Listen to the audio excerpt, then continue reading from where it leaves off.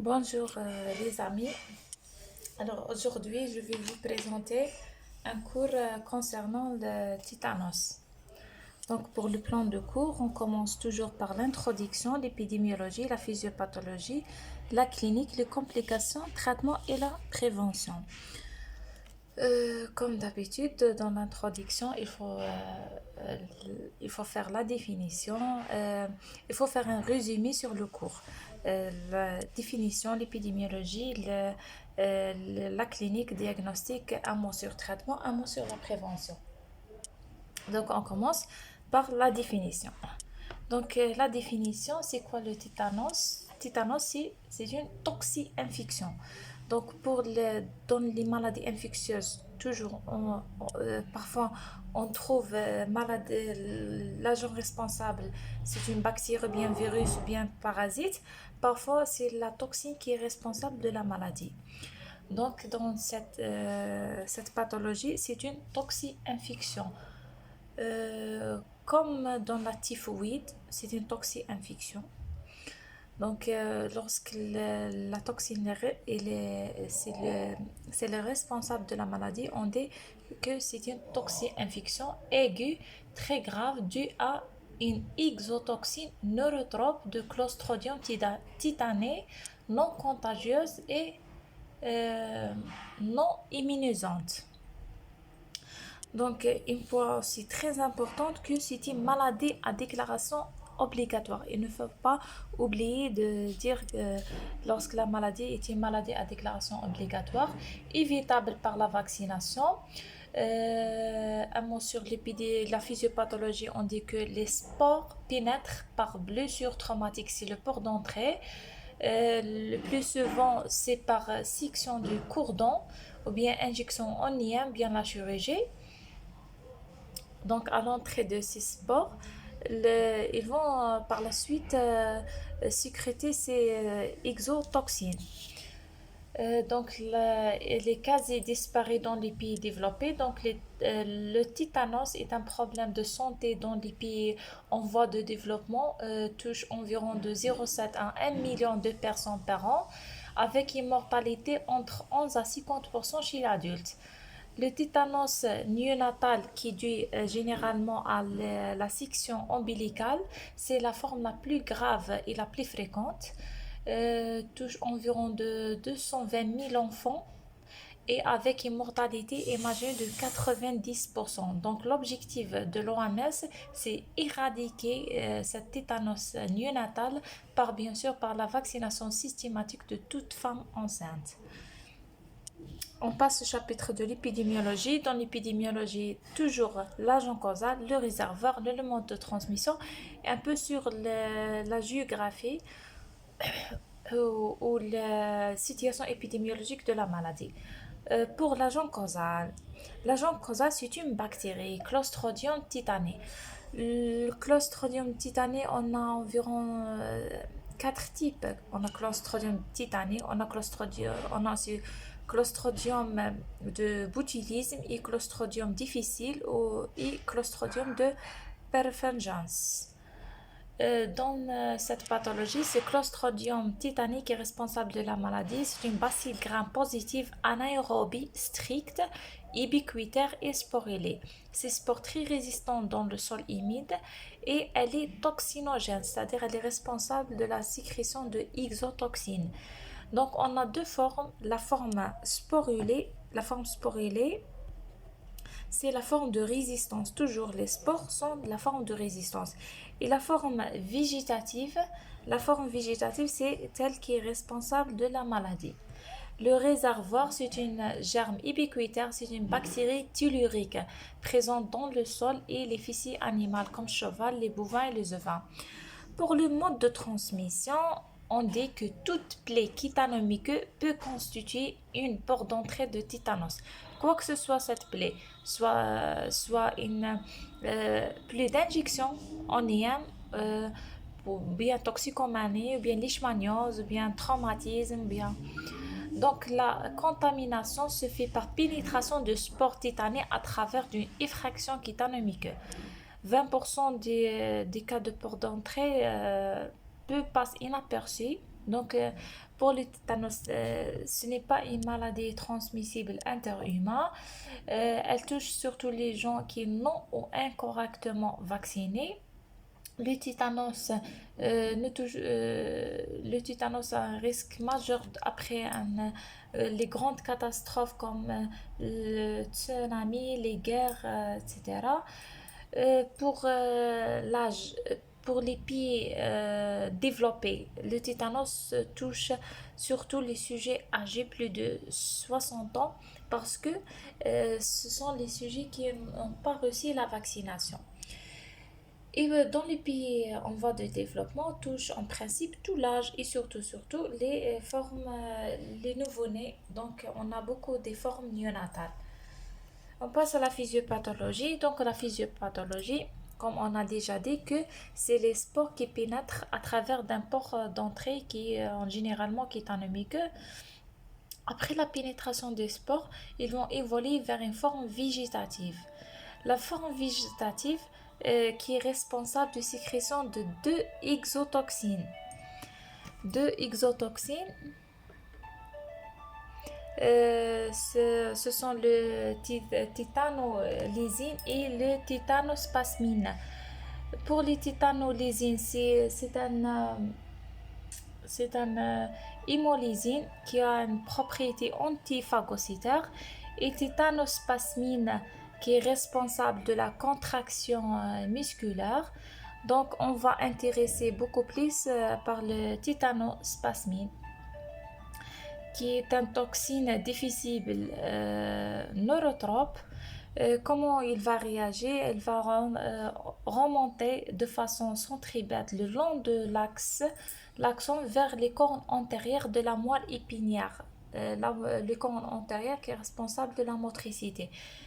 Donc, qu'est-ce qu'il va faire, cette tétanospasmine? Donc, il y a un mot-clé. Il va bloquer le système inhibiteur. Donc, lorsqu'on a contraction musculaire, après la contraction, le système inhibiteur va activer, sécréter le GABA pour faire relâcher les muscles.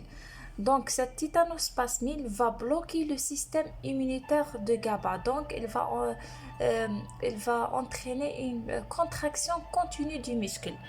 Donc, c'est ça, c'est bloquer le système inhibiteur du motoneurone alpha. Donc, empêcher la libération présynaptique de la neurotransmetteur GABA, qui va entraîner par conséquent une activité cholinergique incontrôlée responsable de spasticité, expliquer les contractions musculaires renforcées et paroxystiques observées lors du tétanos.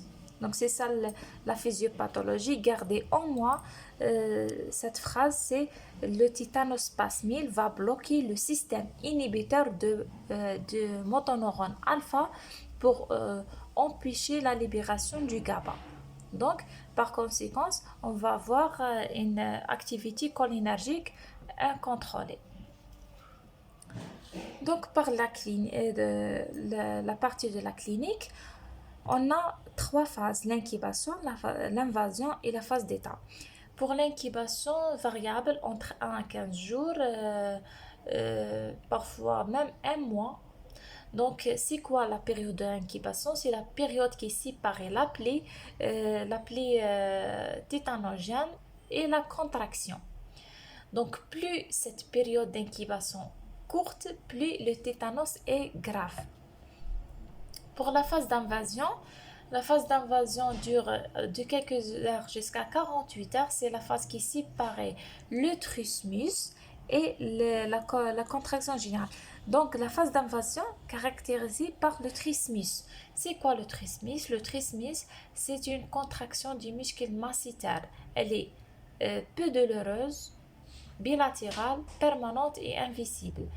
Donc, le trismus débuté par difficulté à parler, puis à mastiquer, puis même difficulté à ouvrir la bouche.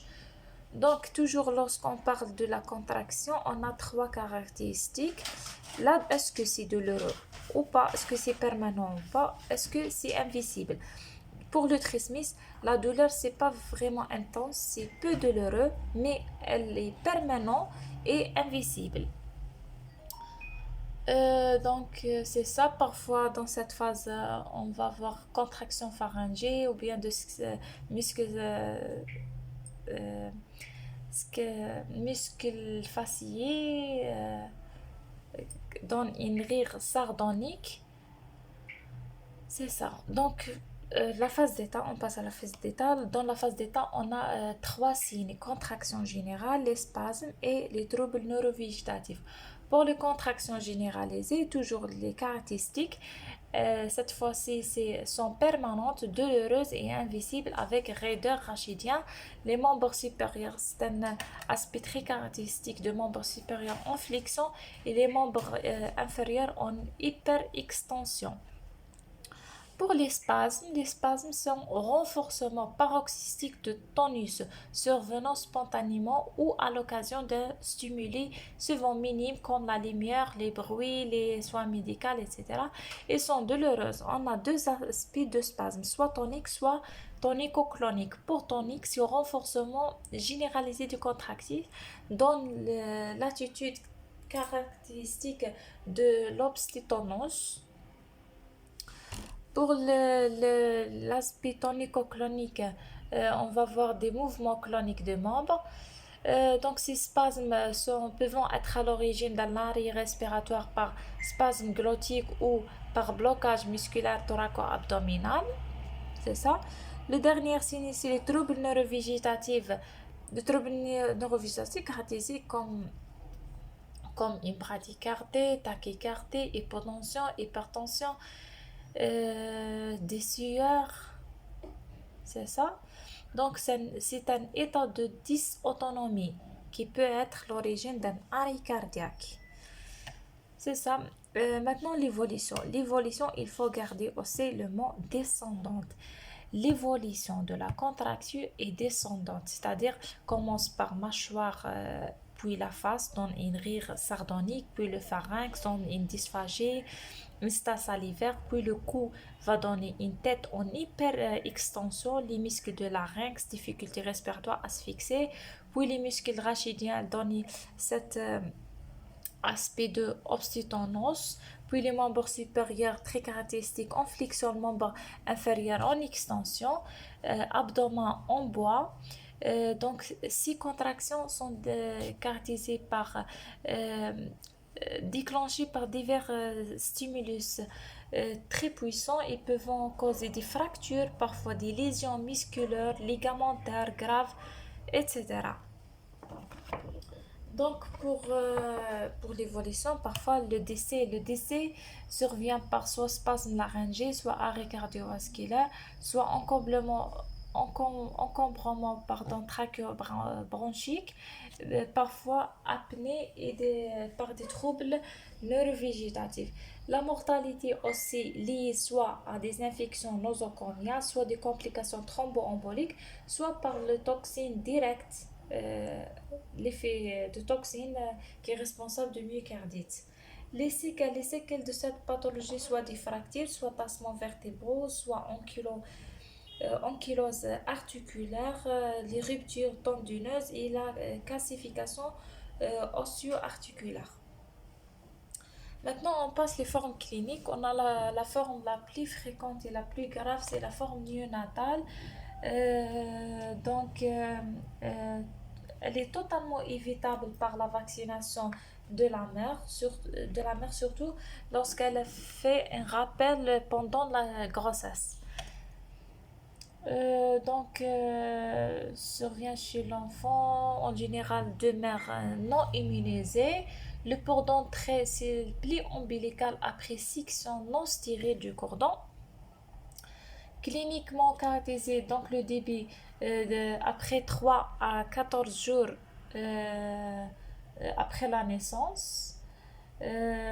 Soudainement, l'enfant ne peut plus téter. C'est le signe caractéristique de tétanos néonatal que l'enfant ne peut plus téter.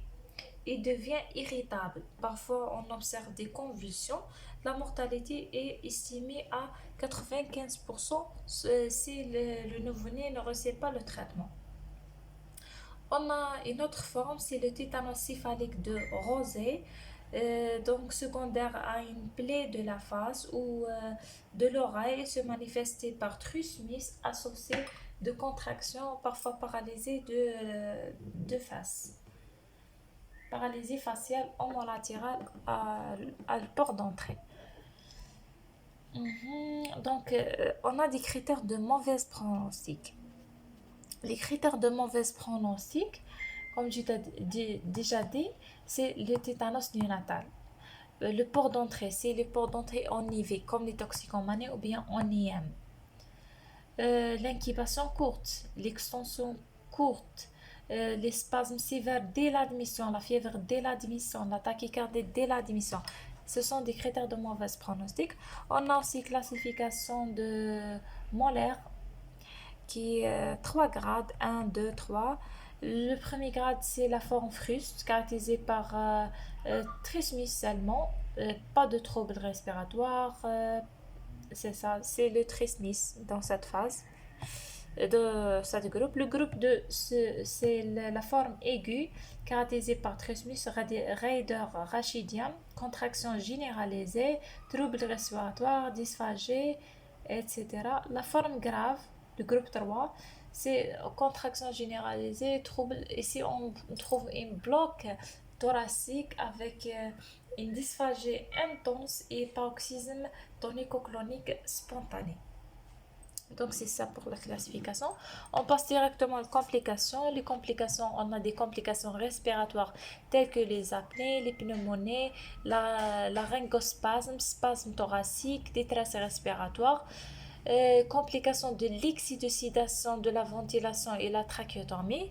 On a aussi des complications cardiovasculaires telles que la tachy ou bien la bradycardie, hypohypertension, ischémie myocardique, l'arythmie, la systolie et même l'insuffisance cardiaque.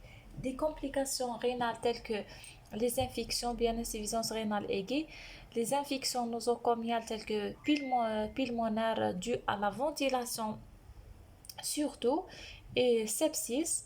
On a aussi complications gastro-intestinales comme l'ulus, stase gastrique, diarrhée, etc. Complications musculosquelettiques, nutritionnelles, responsables de l'amaigrissement, complications thromboemboliques, les escarres du cubitus et même syndrome défaillance multiviscérale. Pour le diagnostic de tétanos est clinique. Donc, savoir évoquer le tétanos devant toute trismus, bien contraction, un plaie cutanée, surtout chez patients mal ou non vaccinés. Donc, pas d'intérêt de l'examen bactériologique. Pour le diagnostic différentiel, on trouve en général des trismus unilatérales avec parfois fièvre et angine. On peut évoquer surtout les origines infectieuses telles que abscédentaire, cellulite, phlegmon, etc. Parfois tumorale, parfois dystonie due à neuroleptique, parfois même traumatique, fracture de la mâchoire. Donc, pour le traitement, il faut dire que c'est une urgence médicale s'effectue en soins intensifs. Donc, pour le traitement, on a une partie traitement spécifique et traitement symptomatique.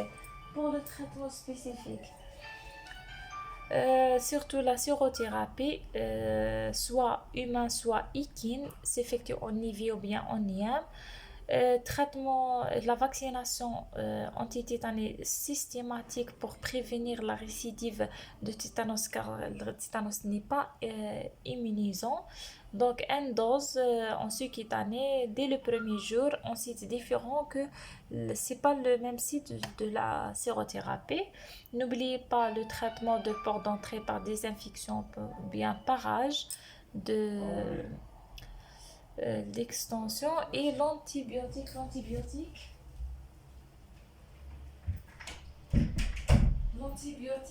par voie générale, c'est le PNG pendant 7 à 10 jours ou bien le métronidazole, c'est 7 jours. Pour le traitement symptomatique, donc c'est ça, le traitement spécifique, c'est surtout la sérothérapie et la vaccination. La sérothérapie, c'était soit ima soit qui, la vaccination dès le premier jour, on cite différent que la sérothérapie pour prévenir les récidives parce que le tétanos est une maladie non immunisante. N'oubliez pas le traitement de port d'entrée et l'antibiotique, soit le pénijué, soit le métronidazole. Pour le traitement symptomatique, repos avec isolement. Mais ici, l'isolement, c'est pas pour, c'est une maladie non contagieuse. Donc l'isolement, surtout pour le malade, c'est-à-dire on met le malade à l'abri de bruit, etc. C'est pour mettre le malade en calme. C'est pas pour éviter la transmission de la maladie. Donc, traitement contre des contractions par les sédatifs ou bien le mieux relaxant comme la benzodiazépine, phénolbarbital, morphine, etc. Des obstructions du voie aérien, contrôle respiratoire par la ventilation artificielle euh, pour prévenir laryngospasme. Donc les apports hydroélectrolytiques, la prophylaxie de complications de décubitus euh, par les anticoagulants, nursing ou bien la kinésithérapie. Donc aussi, on passe directement à la prévention. La prévention, n'oubliez pas, c'est une maladie de déclaration obligatoire mais non transmissible, donc nécessite pas vraiment l'isolement. Lorsque on fait la prévention, il faut commencer par évaluer le risque. Évaluer le risque par évaluer le statut immunitaire. Est-ce que le malade est immunisé ou pas? On fait un test d'immunité et on évalue l'état de plaie. Est-ce que c'est un plaie propre ou bien sale? Donc, on a un petit tableau. D'accord? On a un petit tableau. On dit c'est le plaie est propre. D'accord? Pardon, on commence par la vaccination. Si le malade il est vacciné, correctement vacciné. Donc, soit le plaie propre, soit il est sale. Donc, on n'est pas besoin de faire ni la vaccination, ni la sérothérapie. Sauf si le pli est vraiment très très sale, c'est fumé, on fait la sérothérapie. Si le patient est vacciné mais incomplet, non complète, la vaccination est non complète. Donc si le plaie propre, on fait une dose immédiate, puis complétée, puis un rappel. C'est la même chose pour le plaie sale, mais pour la sérothérapie, c'est l'indication. On donne dans ce cas une sérothérapie. Pour la non vacciné, le non vacciné, si le plaie propre, on fait une dose, puis trois doses, puis rappel. C'est la même pour plaie sale. Donc, pour la sérothérapie, oui, c'est l'indication. N'oubliez pas dans site différent que la vaccination, donc pas dans le même site. Pour les immunoglobulines, pour la sérothérapie, je vais détailler un peu la sérothérapie.